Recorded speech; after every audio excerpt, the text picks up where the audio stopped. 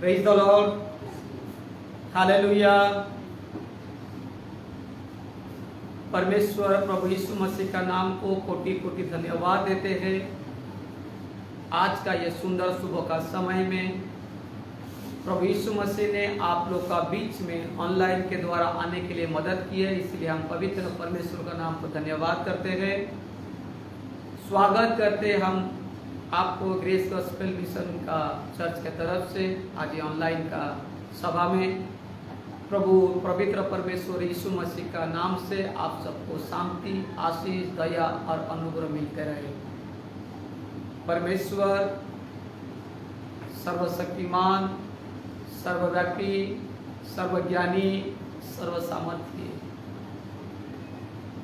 Bible का वचन बताती है कि वचन ऐसा है, देहधारी हुआ और प्रभु यीशु मसीह मानव रूप लेकर धरती पर आए। हम सब ये बातों को जानते हैं, कोई वचन ही छुड़ाने वाला जो प्रभु यीशु मसीह है, क्योंकि यीशु के बिना दूसरा कोई मार्ग, दूसरा कोई रास्ता नहीं मिले करो। इसलिए जितना हम प्रभु यीशु मसीह के संगति में रहेंगे उतना हम सुरक्षित रहेंगे और उतना हम परमेश्वर की ओर से आशीष को पा सकते हैं। हम दुआ करते हमेशा कि पवित्र परमेश्वर आपको सदैव सुरक्षित रखे, आपको सदैव शांति दे और आपका तमाम जरूरत को पूरा करे, क्योंकि पवित्र परमेश्वर स्वर्गीय स्थान में सारे आशीषों को रखा है और उस आशीष को हम परमेश्वर का अनुग्रह के द्वारा उनके संगति में हम पा सकते हैं। इसीलिए पवित्र परमेश्वर नाम को धन्यवाद हो। आइए हम अपनी आंखों को बंद करें और आज का जो वचन है उस वचन के लिए हम अपने आप को तैयार करें। महान अनुग्रहकारी पवित्र पिता परमेश्वर, हम आपका पवित्र नाम को धन्यवाद करते प्रभु जी। आपकी स्तुति, आपकी प्रशंसा, आपकी आराधना, आपकी महिमा करते मेरे पवित्र पिता परमेश्वर। प्रत्येक दिन हमें देखने के लिए आप मदद करते मेरे पिता। जैसा आज का दिन बहुत सारे लोग देख नहीं पाए मेरे प्रभु, लेकिन आज का सुबह के समय में प्रभु जी आप हमें उठाकर पिता आपके संगति में लाने के जो मदद किए प्रभु ईश्वर, अच्छा हम आपका पवित्र नाम को धन्यवाद करते प्रभु।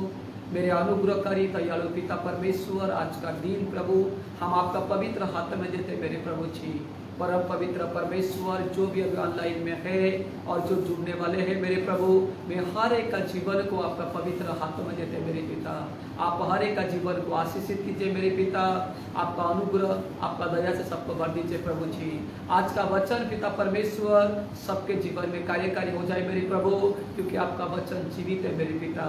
वो प्रबल है मेरे प्रभु, वो सामर्थ्य है मेरे प्रभु, और वही वचन है जो मनुष्य को छुड़ाने वाला मेरे पिता परमेश्वर। आज हर एक को मेरे पिता सुनने वाला काम दीजिए मेरे प्रभु जी, ग्रहण करने वाला हृदय को दीजिए मेरे पिता, ताकि हृदय का गहराई से वचन को ग्रहण कर सके मेरे प्रभु जी।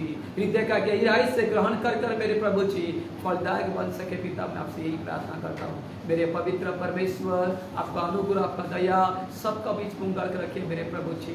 जो जो जहाँ जहाँ पर बैठे हैं मेरे पिता परमेश्वर, आपका पवित्र आत्मा के द्वारा हर एक को भर दीजिए मेरे पिता। आपका पवित्र आत्मा उस जगह में उपस्थिति कीजिए मेरे प्रभु जी, ताकि आपका पवित्र आत्मा के द्वारा प्रभु बदलाव का जीवन सब ला सके मेरे पिता। मैं आपसे यही प्रार्थना करता हूँ प्रभु जी। आज हमारा जीवन को भी आपका हाथ में प्रभु जी, आप मुझे सहायता कीजिए, आपके अनुग्रह से भरिए मेरे पिता, ताकि मैं आपका वचन को सुना सकूं पिता। मैं धन्यवाद, स्तुति, महिमा, भक्ति, प्रशंसा, आदर, गौरव देते पिता का नाम उसके पिता। सारे बात को धन्यवाद देते हुए यीशु के नाम से प्रार्थना मांगते पिता, आमीन, हालेलुया। पवित्र परमेश्वर का नाम को धन्यवाद, स्तुति, महिमा, भक्ति, प्रशंसा, आराधना हो। फिर एक बार पवित्र परमेश्वर को हम सजदा करते हैं, पवित्र परमेश्वर का हम बड़ाई करते, पवित्र परमेश्वर को हम ऊंचा उठाते, क्योंकि हमारा कर्तव्य यही है, जैसा मैंने 2 संडे वचन बताया मेरे प्यारो, और परमेश्वर का महिमा के लिए। Praise the Lord, hallelujah. आज का जो टॉपिक है मेरे प्यारो, ठोकर खाना। मैंने कल गया संडे को बताया था कि परमेश्वर ने हमें क्यों बनाया है, परमेश्वर ने हमें दुनिया में क्यों लाया है। उसके पहले संडे बताया था, उसको 2 संडे में खत्म किया था। आज मेरे प्यारो जो प्रभु का वचन है वो है ठोकर खाना। बाइबल में अगर हम देखेंगे, पवित्र शास्त्र में लिखा गया है मेरे प्यारो, ठोकर खाना अवश्य है, परंतु उस पर हाय जिसके कारण ठोकर लगता है। अगर हम चले जाएंगे बुक ऑफ मैथ्यू, मत्ती रचित सुसमाचार, उसका 18वां अध्याय 6 से लेकर 9 वचन तक हम पढ़ेंगे। मत्ती 18वां अध्याय 6 से लेकर 9 वचन तक हम वचन को पढ़ते हैं। पर जो कोई इन छोटों में से जो मुझ पर विश्वास करते हैं, एक को ठोकर खिलाए तो उसके लिए भला होता कि बड़ी चक्की का पाट उसके गले में लटकाया जाता और वह गहरे समुद्र में डुबाया जाता। ठोकर के कारण संसार पर हाय, ठोकर लगना तो अवश्य है, पर हाय उस मनुष्य पर जिसके द्वारा ठोकर लगता है। यदि तेरा हाथ या तेरा पांव तुझे ठोकर खिलाए तो उसे काट कर फेंक दे। टुंडा या लंगड़ा होकर जीवन में प्रवेश करना तेरे लिए इससे भला है कि तू 2 हाथ या 2 पांव रहते हुए तू अनंत आग में डाला जाए। यदि तेरी आंख तुझे ठोकर खिलाए तो उससे निकाल कर फेंक दे।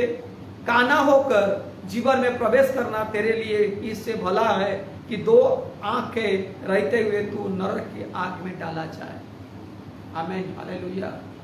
परमेश्वर का नाम को धन्यवाद हो। यहाँ पर वचन लिखा है कि जिस मनुष्य के कारण ठोकर लगता है उस पर हाय। मतलब पवित्र शास्त्र में वचन क्लियर बता देता है मेरे प्यारों कि ठोकर हमें मनुष्य के कारण लगता है। परमेश्वर ने सारे सृष्टि का निर्माण किए, परमेश्वर ने सारे सृष्टि को बनाया है। उसमें से आकाश में तारागण, सूर्य, चंद्र और बहुत सारे ग्रह को रखे, स्पेस बनाया पवित्र परमेश्वर ने, धरती बनाया, धरती पर से छोटे पेड़े पौधे से लेकर बड़े बड़े पेड़े पौधे परमेश्वर ने बनाए, छोटे से छोटे जानवर पशु पक्षी से लेकर बड़े से बड़े जानवर पशु पक्षी को परमेश्वर बनाया। परंतु हमारे लिए ठोकर का कारण कोई नहीं है, चाहे वो जंगली जानवर हो, चाहे वो गृहपालित पशु हो, कोई भी क्यों न होने दो, हमारे लिए ठोकर का कारण कोई नहीं है। अगर ठोकर के कारण कोई है वो है मनुष्य, क्योंकि बाइबल क्लियर बता दिया मेरे प्यारो, और कहता है अगर जिसके कारण ठोकर लगता है भला होता कि उसके गले में चक्की का बड़ा पाटा जो है उसको लटका कर उसको समुद्र में डुबाया जाता ताकि वो ऊपर ना उठे।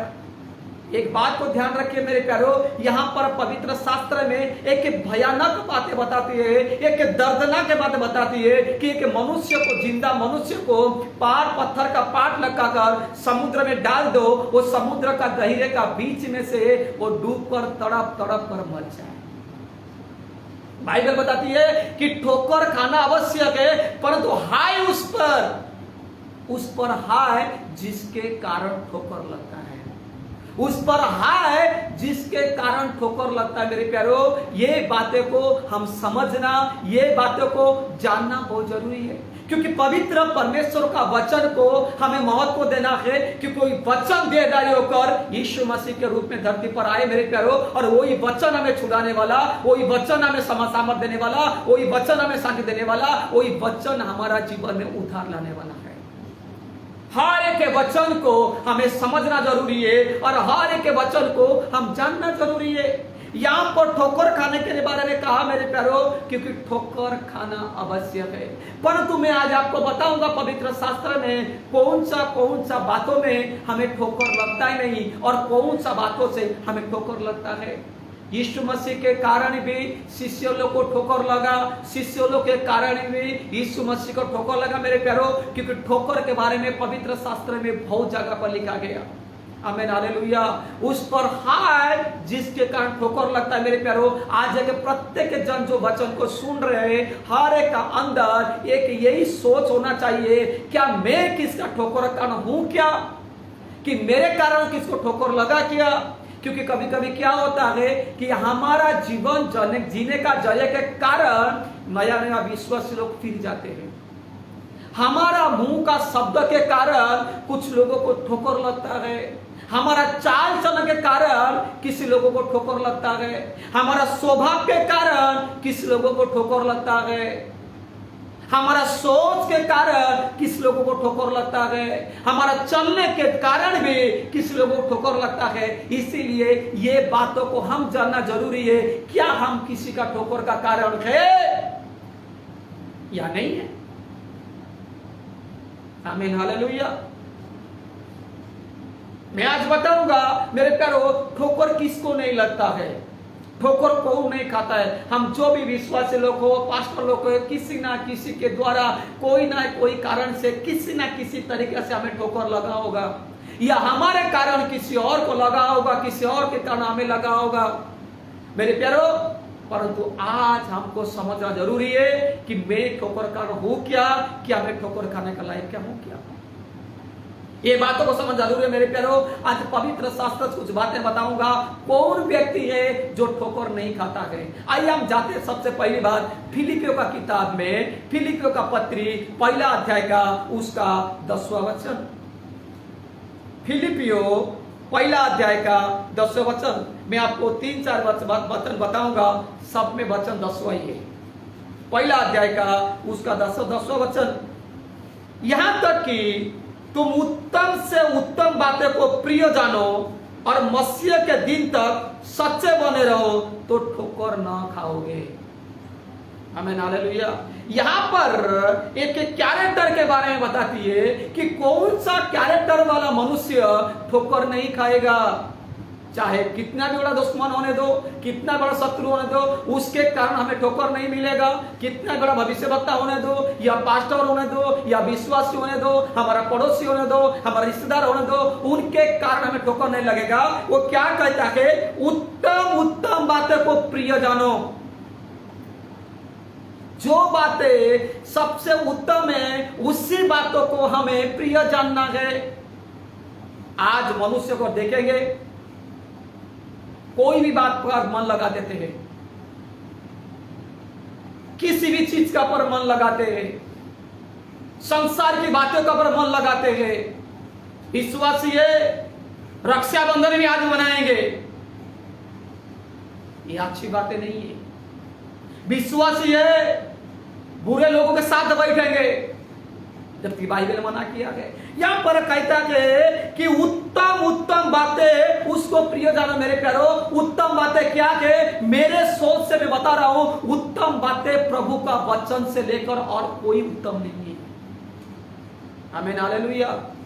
उस वचन को जितना प्रिय जाने के मैं आगे बताऊंगा मेरे प्यारो, क्योंकि भजन संहिता 119 अध्याय का 165 वचन में लिखा गया मेरे प्यारो। क्योंकि किस प्रकार का उत्तम बातें जो मैंने बोला वो बातों का आप समझ जाएंगे। 119 अध्याय का 165 वचन।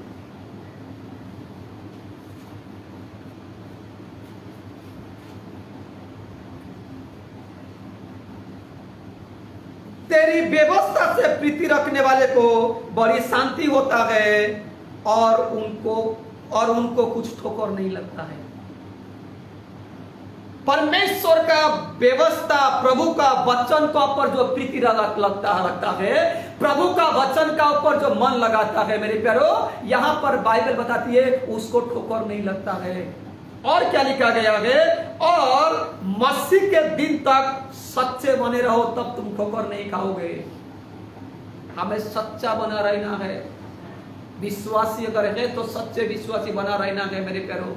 परमेश्वर का व्यवस्था को प्रीति रखने वाला विश्वासी, परमेश्वर का व्यवस्था को मानकर चलने वाला विश्वासी, परमेश्वर का व्यवस्था को पूरी तरह से अपने दिलो दिमाग में रखने वाला विश्वासी बनकर जब हम जीवन जिएंगे मेरे प्यारो, तो ठोकर हमें नहीं लगेगा। क्योंकि ठोकर खाने का पहले परमेश्वर का आत्मा हमें हाथों हाथ उठा देगा। आमीन, हालेलुया। क्योंकि ये मेरा शब्द नहीं मेरे प्यारो, ये परमेश्वर का वचन है। उस पर हाथ जिसके कारण ठोकर लगता है, परंतु ठोकर उसको नहीं लगता है जो अच्छे बातें परमेश्वर का व्यवस्था में मन लगाता है, परमेश्वर का व्यवस्था को प्रीति रखता है, परमेश्वर का व्यवस्था में प्रेम करता है मेरे प्यारो, और अंतिम दिन तक वो सच्चा बना रहता है। आपका विश्वास, जो विश्वास को आपने स्वीकार किए, जो विश्वास को आपने ग्रहण किए, वो विश्वास में सच्चे बने रहो। जो विश्वास को आपने थाम लिया मेरे प्यारो, वो विश्वास में सच्चे बने रहो। जो उद्धार को आपने जीवन में लिया मेरे प्यारो, वो उद्धार में सच्चे बने रहो, क्योंकि परमेश्वर दिखावटी जीवन को प्रेम नहीं करता है, और ऊपर कुछ और अंदर कुछ ऐसा व्यक्ति को प्रेम नहीं करता है, और वो व्यक्ति ठोकर लगता है, परंतु सच्चाई से चलता है वो व्यक्ति के पास ठोकर नहीं आता है। आमीन, हालेलुया। तो इसलिए मेरे प्यारो, हमें जो वचन आज कहता है उस वचन का आधार पर हमें जीवन जीना है। वचन जो कहता है हमें करना है। क्या कहता है? सच्चे बने रहो। हमें चोर लुटेरे नहीं बनना है, हमें धोखेबाज नहीं बनना है। जो बातें हमारे लिए सच्चा है, जो बातें हमारे लिए भला है, उस काम को हम करेंगे, चाहे हमारे जीवन में कैसा भी परेशानी क्यों ना आने दो, कैसा भी मुसीबत क्यों ना आने दो, कैसा भी तकलीफ क्यों ना आने दो, मैं मसीह के मार्ग में सच्चाई के साथ चलते रहूंगा। आमीन, हालेलुया। दूसरा पत्रस उसका पहला अध्याय का भी 10वां वचन हम देखेंगे। दूसरा पत्रस उसका पहला अध्याय का 10वां वचन, इस कारण है भाइयों, अपने बुलाए जाने और चुन लिए जाने को सिद्ध करने का भली भांति यत्न करते जाओ, क्योंकि ऐसा करोगे तो कभी भी ठोकर नहीं खाओगे। आमीन, हालेलुया। कहता है तुम्हारा बुलाए जाना, तुम्हारा चुने जाना, परमेश्वर इतना लोगों के बीच में से तुम्हें बुलाया। और मैं कहना चाहता हूं मेरे प्यारो, जितना जन विश्वास किया है प्रभु यीशु के नाम को, जितना जन प्रभु यीशु का पर विश्वास किया है, चाहे कोई विश्वास होने दो, चाहे कोई पास्टर होने दो, या कोई पोप होने दो, मैं एक बात बताना चाहता हूं, कोई भी अपने मर्जी से प्रभु के पास नहीं आया, परंतु परमेश्वर का बुलाए जाने से परमेश्वर के पास आया। आमीन, हालेलुया। परमेश्वर का बुलाए जाने से परमेश्वर को अच्छा लगा, ताकि वो हमें उसके पास बुलाए, इसीलिए उसने हमें बुला लिया, ताकि संसार का सारे बुराई से, संसार का सारे क्लेश से, संसार के सारे मुसीबत से हमें छूटकर परमेश्वर के साथ साथ एक अनंत काल का जीवन के मार्ग में चलते रहे। आमीन, हालेलुया। जिस बातों के कारण बुलाए गए, जिनके चुने गए, उसको सिद्ध करने का भली भांति यत्न करो। बाइबल बताते तुम सिद्ध बनो, क्योंकि तुम्हारा पवित्र परमेश्वर सिद्ध है। जो विश्वास तुमने किया है वो विश्वास में तुम्हारा पैर सिद्ध रहे। जो विश्वास के लिए तुम बुलाए गए वो विश्वास में तुम सिद्ध बने रहो, क्योंकि ऐसा करने से तुम ठोकर नहीं खाओगे। आज बहुत सारे लोग ठोकर खाते हैं, थोड़े थोड़े बातों में ठोकर खाते। क्यों? क्योंकि वो एक कंप्रोमाइज का जीवन को जीते हैं। आमीन, हालेलुया। चाहे वो अपने परिवार में हो, एक कंप्रोमाइज का जीवन जीते थे मेरे प्यारो। चाहे अपना रिश्तेदार में हो, अपने अड़ोस पड़ोस में हो, अपने कलीग्स के बीच में हो, अपने फ्रेंड सर्कल के बीच में हो, ठोकर का बनते हैं, क्योंकि वो कंप्रोमाइज का जीवन जीते हैं। परमेश्वर ये कहता है, जो विश्वास के लिए तुम बुले गए हो वो विश्वास में सिद्ध बने रहो, तब जाकर तुम ठोकर कर नहीं बनोगे, नहीं तो ठोकर तुम्हारे पास आ जाए। आमीन, हालेलुया। उस विश्वास में मजबूत रहो।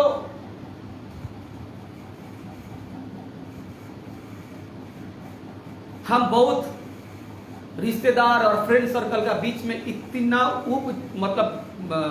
फंस चुके हैं, हमारा पहला सोच आता है अगर मैं ऐसा करूं तो मेरे रिश्तेदार को क्या लगेगा।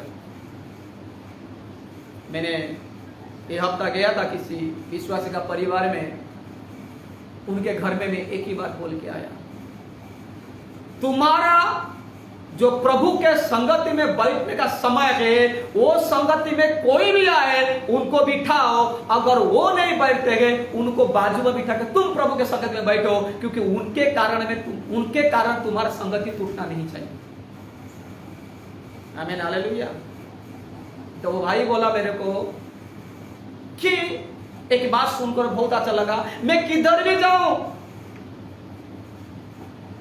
मैं कौन सा बिस्तर में घर पे जाऊं, मेरे टाइम में मैं उस घर में बैठकर मुझे कोई क्या सोचे मुझे वो पता नहीं, परंतु तो घर में बैठकर मैं हाथों को उठाकर मेरे टाइम में मैं प्रार्थना करता हूं। आमीन, हालेलुया। ऐसे ही तो हमें सिद्ध बनना है। हमें थोड़ी थोड़ी बातों को भूल जाके नजरअंदाज करते हैं, जिसके कारण हमें ठोकर लगता है, जिसके कारण हम भी किसी का ठोकर का कारण बन जाते हैं। मेरे प्यारों, अगर हम ठोकर सिर्फ खाने वाला व्यक्ति नहीं बनते, हम किसी और को ठोकर का कारण बन जाते हैं। मेरे प्यारों, क्योंकि ऐसा करने से बाइबल क्या बताया, सोच सुन लो, क्योंकि चक्की का बड़ा पार्ट हमारा गले में लटका जाएगा और वो हमें समुद्र में डाल दिया जाएगा। आमीन, हालेलुया। तो सोचिए मेरे प्यारों, हमें किस प्रकार का जीवन को जीना है।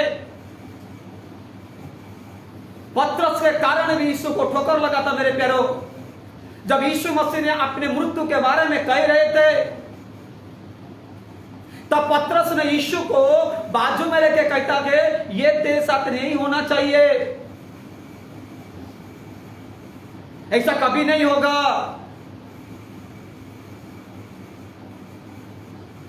तब यीशु मसीह पतरस को कहते हैं कि हे शैतान, तू मुझसे दूर हो जा, कि तेरे कारण मुझे ठोकर न हो। क्या हमेशा कही पाते?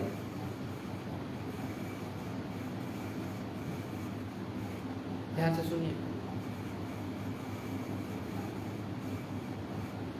जब यीशु मसीह यूहन्ना का सुसमाचार में 6वां अध्याय में अगर पढ़ लेंगे, उसमें लिखा गया मेरे प्यारों 60 का वचन से लेकर आगे, उसके पहले पूरा खाते में यीशु कहता है जीवन का रोटी मैं हूं, और जो कोई मेरे मांस खाएगा, जो कोई मेरे लहू को पिएगा, वो जीवन पाएगा।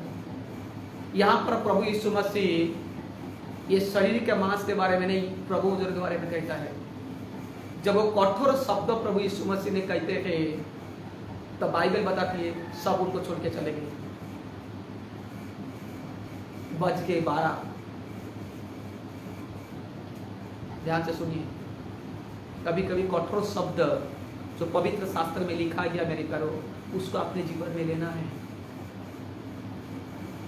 अपने जीवन को उसके आधार पर जांचना है।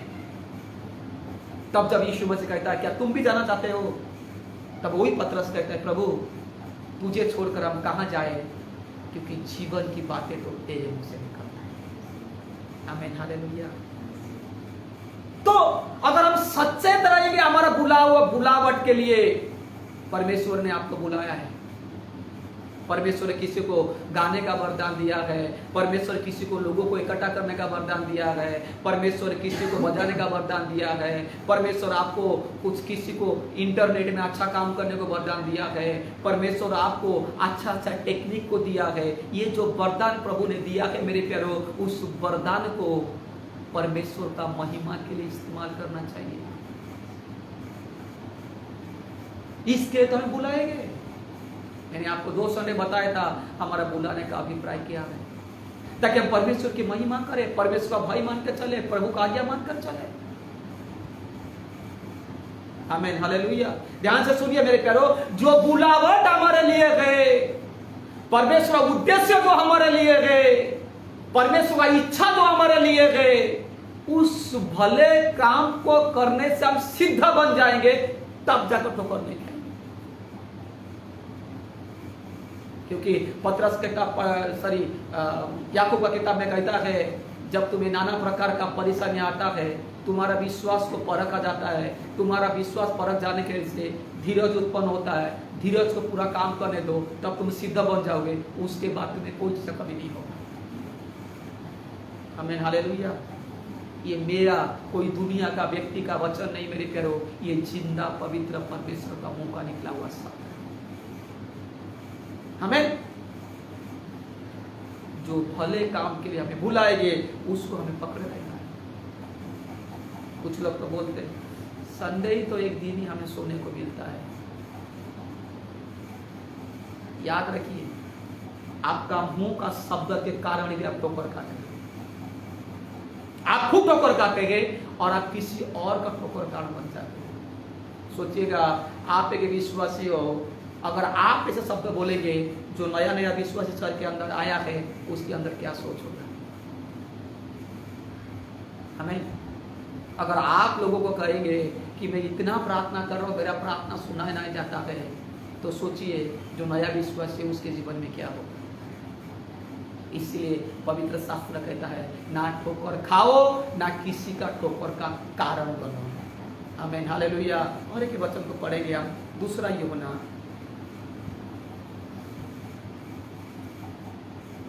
पहला यूहन्ना पढ़ेंगे, वो भी 2:10, सब 10 का ही वचन है। पहला यूहन्ना 2:10, जो कोई अपने भाई से प्रेम रखता है वह ज्योति में रहता है और ठोकर नहीं खाता। हमें ठोकर नहीं खा सकता, नहीं खा। जो कोई अपने भाई से प्रेम रखता है, यहां पर एक शब्द आया मेरे प्यारो, कलीसिया में प्रेम का शब्द। आज मैं एक बात बताना चाहता हूं, मेरे जीवन का अनुभव, आज अविश्वासी के ज्यादा विश्वासी लोग किसका ठोकर खाना बनता है। यहां पर एक प्रेम के बारे में कहता है, आपस में भाईचारा और आपस में प्रेम होना चाहिए। जब आपस में भाईचारा और प्रेम नहीं है तो कहीं ना कहीं ठोकर खाना बनेंगे हम, या किसी और हमारा ठोकर खाना बनेगा। अगर हमारा अंदर भाईचारा का, कलीसिया में जितना लोग है, 10 हो, 20 हो, 50 हो, 100 हो, 500 हो, 1000 हो, अगर सबके अंदर भाईचारा का प्रेम आएगा तो कोई किसी का ठोकर का कारण नहीं बन पाएगा। क्योंकि बाइबल बताती है वो ठोकर का कारण बन ही नहीं सकता है और ठोकर खा भी नहीं सकता है। आमीन, हालेलुया। तो मेरे प्यारो, आप अपने आप में सोचिए, क्या मेरे अंदर वो प्रेम है? और एक बात बताना चाहता हूं, वो अपने भाई से प्रेम रखेगा जो यीशु मसीह से प्रेम रखेगा। आमीन। बाइबल बताती है जो मुझसे प्रेम रखते हैं वो मेरे आज्ञा को मान के चलेंगे। अगर वो मेरे आज्ञा को मान के चलेंगे, मैं और मेरे पिता उनके घर में जाकर उसके साथ भोजन खाएंगे। क्योंकि प्रेम का एक के शब्द सारे पाप को ढाक देता है। प्रेम घमंड नहीं करता, प्रेम बलवा नहीं करता, प्रेम बड़ाई नहीं मारता, प्रेम बीपड़ा नहीं करता, प्रेम नम्रता दिखाता है। मेरे प्यारो, अगर वही नम्रता को हम प्रेम करेंगे तो हम ठोकर का कारण नहीं बनेंगे, परंतु किसी का उद्धार का कारण बनेंगे। आमीन, हालेलुया। एक बात को बताना चाहता हूं, परमेश्वर ने इसीलिए हमें उद्धार दिया है, परमेश्वर इसीलिए हमें बुलाया है, परमेश्वर इसीलिए हमें चुने मेरे प्यारो, ताकि जो उद्धार को हम पाए वो दूसरे का उद्धार का बन सके। आमीन, हालेलुया। ये 3 वचन को बताया मेरे प्यारो, ये 3 वचन के द्वारा बताता है मेरे प्यारो, अगर हम इस प्रकार का काम को करते हैं तो हम ठोकर नहीं खाते। परंतु ठोकर कौन खाता है? पर जो ठोकर कौन खाता है, वही पहला पत्रस को चले जाएंगे, उसका 2 अध्याय का, पहला पत्रस 2 अध्याय का 7 और 8 वचन को पढ़ेंगे। ठोकर कौन खाता है? आमीन, हालेलुया। ठोकर कौन खाता है मैं तो बता दिया है, ठोकर जो नहीं खाता है, पर ठोकर कौन खाता है वो तो समझना जरूरी है। पहला अध्याय 2 अध्याय का 7 और 8 वचन। अतः तुम्हारे लिए जो विश्वास करते हो वह तो बहुमूल्य है, पर जो विश्वास नहीं करते उनके लिए जिस पत्थर को राजमिस्त्री ने निकम्मा ठहराया था वही उनके कोने का सिर हो गया और ठेस लगने का पत्थर और ठोकर खाने की चट्टान हो गया। क्योंकि वे तो वचन को न मानकर ठोकर खाता है और इसके लिए वे ठहराए नहीं गए। जिन्होंने यीशु का पर विश्वास नहीं किया वो ठोकर खाएगा, जिन्होंने परमेश्वर का वचन को मानकर नहीं चला वो ठोकर खाएगा। यहां पर वचन क्लियर कहता है। परंतु हम विश्वासी के लिए क्या है? परंतु हम विश्वासी के लिए क्या मेरे प्यारो? हम विश्वासी परमेश्वर का वचन को मान के चलेंगे। हम परमेश्वर का वचन में क्योंकि लिखा है, क्योंकि वे तो वचन को मानकर ठोकर, वचन को न मानकर ठोकर खाते हैं। ठोकर वही खाता है जो वचन को नहीं मानता है, और ठोकर खाने से वो बचता है जो परमेश्वर का वचन को मान के चलता है। हालेलुया। इसीलिए हम परमेश्वर और उसके वचन, उससे प्रेम करना है। जो भले काम के लिए परमेश्वर हमें बुलाया है, चुना है, उसमें ही सिद्ध बनेंगे, भाईचारा से प्रेम रखेंगे। जो अच्छा और भला है उस बातों को लेकर चलेंगे तो हमें ठोकर का नहीं बनेंगे, और हम ठोकर भी नहीं खाएंगे। मेरे प्यारो, जो ठोकर का कारण बनता है, यीशु मसीह, उनके लिए ध्यान से सुनिएगा, यीशु मसीह के बातों को कहे मेरे प्यारो, भविष्यवाणी को पूरा करने के लिए यीशु आए, इसीलिए सूली पर बोले कि पूरा हुआ। एक शब्द, 7 शब्द से, 7 शब्द में से एक शब्द है पूरा हुआ। जब उन्होंने भविष्यवाणी का वचन को पूरा करने को आए तो ठोकर लगा मेरे प्यारो, परंतु यीशु मसीह कहता है मेरे जीवन में भला होता अगर वो जन्म नहीं लिया होता जो मुझे पकड़ाने वाला है। कितना तड़प का भरा हुआ शब्द है। ठोकर तो मैं खाऊंगा, मेरे लिए जो भविष्यवाणी हुआ है पूरा होगा, परंतु उसके लिए अच्छा होता अगर वो जन्म नहीं लिया होता। मेरे प्यारो, इसीलिए हम अपने जीवन को जांचना है, अपने जीवन को पड़ताल करना है। और 119वां अध्याय का 165 वचन भजन संहिता में जो वचन को लिखा गया कि हम वचन को प्रेम करना है और वचन को मानकर चलना है। आमीन, हालेलुया।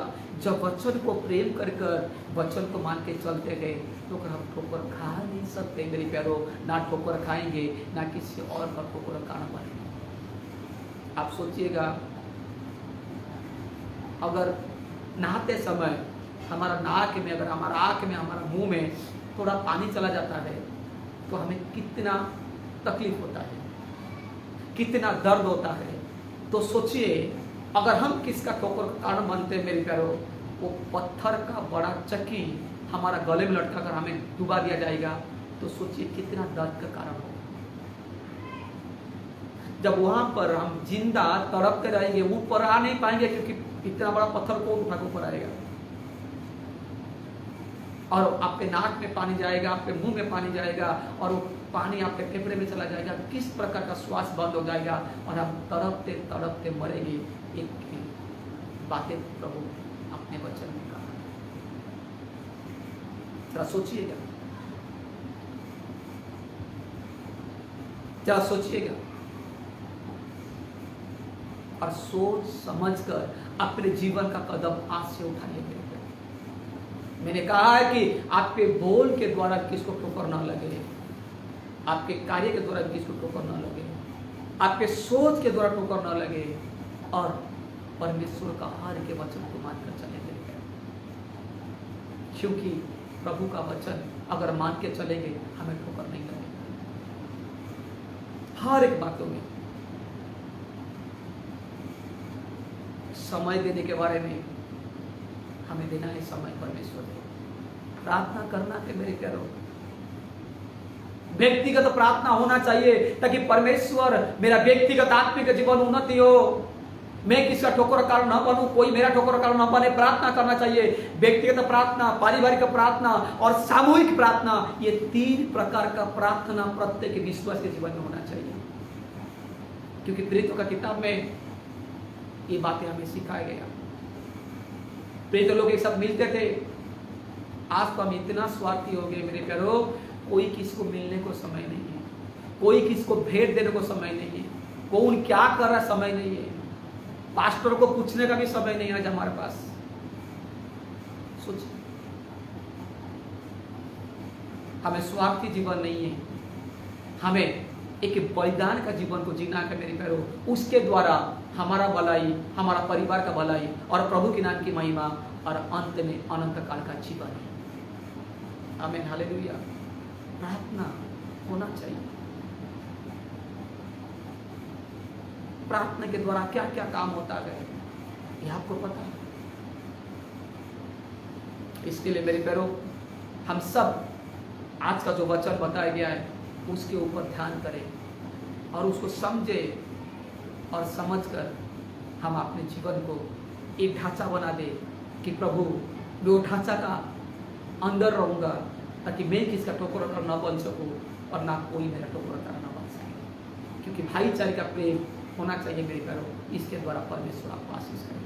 परमेश्वर करे इस वचन के द्वारा आप सबको आशीष करें। आइए हम सब जहाँ पर है हमारा आंखों को बंद करें और आज का वचन के लिए हम अपने आप को प्रभु के हाथ में लेकर प्रार्थना करें कि हे पवित्र परमेश्वर, हम धन्यवाद करते प्रभु जी। हम जाने अनजाने में बहुत सारा ऐसा काम किए होंगे जिसके कारण हम किसका ठोकर कारण बन सके मेरे प्यारे प्यारो। किसको ठोकर लगा है, किसको ठेस लगा है, पर तो आज उस बातों को आज हम अपने जीवन में लागू करेंगे कि पवित्र परमेश्वर हम किसका ठोकर कारण न बने या कोई हमारा ठोकर कारण न बने मेरे प्रभु जी। तेरे वचन को हम मान के चलेंगे मेरे पिता। तेरे वचन से हम प्रेम रखेंगे मेरे पिता और जिस सिद्ध कारण के लिए बुलाए गए उसमें हम सिद्ध बनते जाएंगे मेरे प्रभु जी। मेरे पवित्र परमेश्वर अनुग्रहकारी पिता, आज इस वचन को मेरे प्रभु जी आज सब लोग को सुना दिया मेरे प्रभु। हे मेरे पवित्र परमेश्वर, आज उनका वचन प्रभु, जो वचन आपका बोला गया प्रभु जी, उस वचन उनका हृदय में जाए मेरे पिता परमेश्वर। और प्रभु यीशु राजा, आज से प्रभु जो अपने आप को तैयार करे मेरे प्रभु जी, ताकि वो किसी का ठोकर कारण न बने मेरे पिता प्रभु यीशु राजा। क्योंकि जो ठोकर कारण बनता है उस पर हाय मेरे प्रभु कितना बड़ा दंड उसके लिए लिखा गया मेरे प्रभु जी। और ये बातों को सुनते ही मेरे प्रभु जी हमारा हृदय छिद्र जाना चाहिए मेरे पिता परमेश्वर। हर एक को प्रभु तैयार कीजिए मेरे पिता परमेश्वर, ताकि सब लोग सोच समझ कर मेरे प्रभु जी जीवन को जी सके मेरे प्रभु जी। मैं आपसे यही प्रार्थना करता पिता, मेरे पवित्र दयालु अनुग्रह करने वाला प्रभु यीशु राजा, हर एक परिवार को आशीषित कीजिए मेरे प्रभु जी। पिता परमेश्वर, जो परिस्थिति में हम जी रहे मेरे प्रभु जी, परिस्थिति विकट है मेरे पिता, दया कीजिए, अनुग्रह कीजिए मेरे प्रभु जी, ताकि कलीसिया को फिर एक बार ओपन हो जाए और हम सब इकट्ठा होकर आपकी महिमा करें मेरे प्रभु जी। मैं आपसे यही प्रार्थना करता पिता, हर एक का परिवार का अंदर प्रभु जी आपका शांति आ जाए प्रभु जी, सबके अंदर आपका भय आ जाए प्रभु जी। मैं आपसे यही प्रार्थना करता पिता। मैं धन्यवाद, स्तुति, महिमा, भक्ति, प्रशंसा करता हमारा प्रार्थना को सुने। सारे बातों को धन्यवाद देते हुए पिता, पुत्र, पवित्र आत्मा के नाम से तमाम लोग आशीष देते हुए यीशु मसीह के महान पवित्र नाम से प्रार्थना।